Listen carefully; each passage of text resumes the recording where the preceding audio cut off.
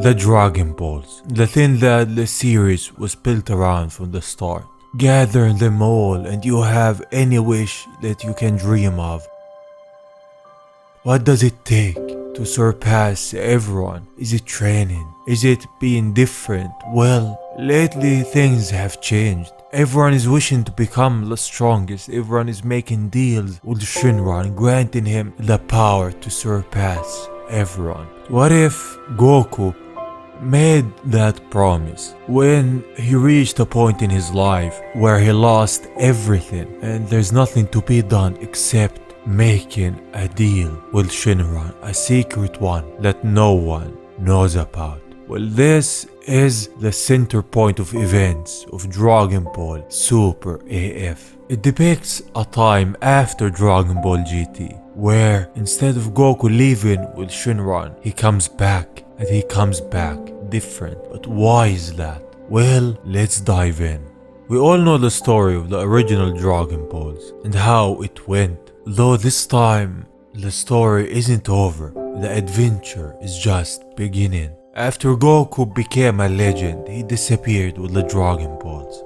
In front of Goku is the final Shadow Dragon. He has beaten all of them. Because of them, he transformed to Super Saiyan 4, and the threat of Omega Shenron made him fuse with his friend Vegeta. And at that time, the strongest warrior was born. Their battle is fierce. The power of Super Saiyan 4 Gogeta is unreal. It was more than enough to beat Omega Shenron, though the fusion came undone at the last moment. When all seemed lost, when Goku and Vegeta seemed that they lost everything, Goku gathered the spirit of everyone and defeated Omega Shenron. And Mother Earth, with a lot of attempts at destroying it, became scarred.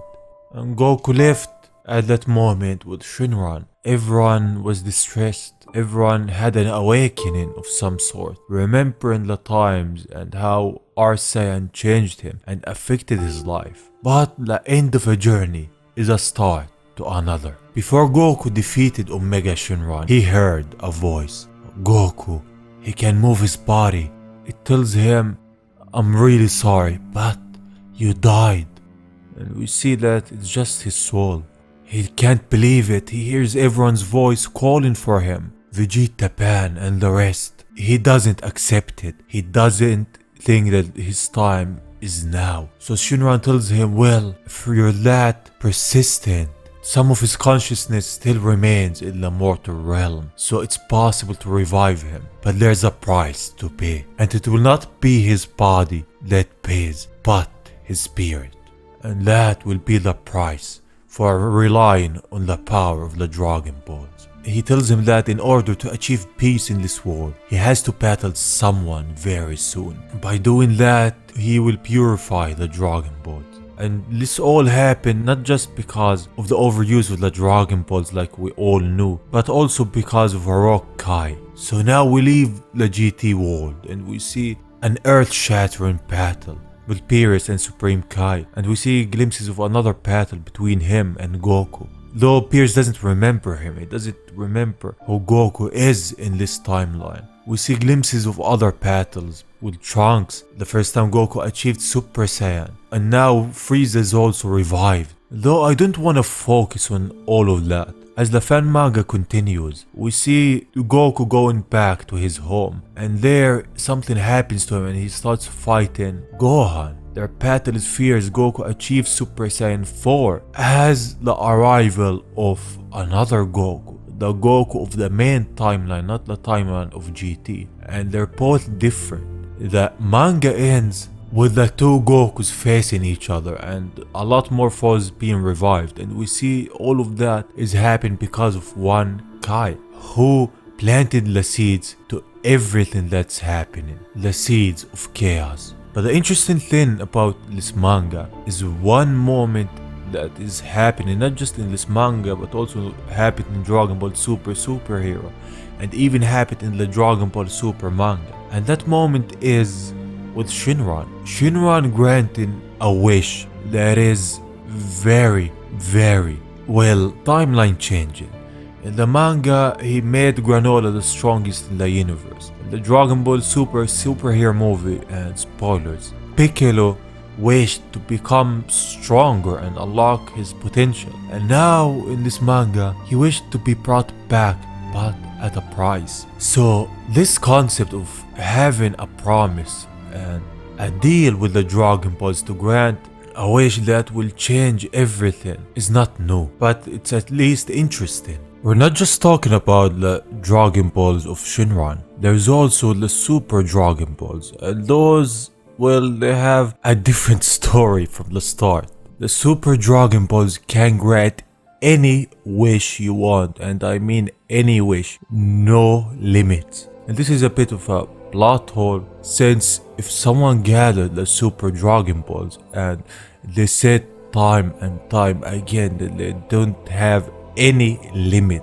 whatsoever, why not just wish to become the strongest being that ever existed? They said whatever you can imagine, you can wish it. If Goku someday gathered the 7 Super Dragon Balls and wished for a power that rivals that of Zeno and the Daishinkan, why not? Except that he doesn't want to, he wants to train. What stops someone from doing that wish? Let's say someone wished it, it will happen. That's the rules of the Super Dragon Balls. The thing about them, they don't explain the limit, and they don't say what wish wouldn't be granted. The Super Dragon Balls revived every erased universe, so I don't see a limit.